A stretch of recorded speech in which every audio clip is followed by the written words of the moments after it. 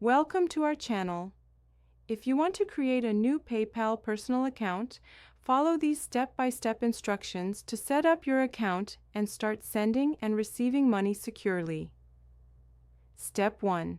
Open your web browser and navigate to the official PayPal website at www.paypal.com. Make sure you are on the correct website to avoid phishing scams. Step 2. Click on the Sign Up button located in the top right corner of the homepage to begin the registration process. Step 3. Choose the type of account you want to create. Select Personal Account for individual use, then click Get Started. Step 4.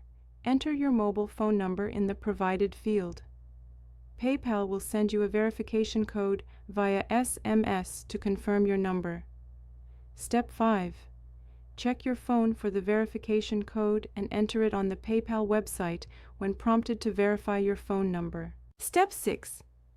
Fill out the registration form with your personal information, including your full name, email address, and create a strong password for your account security.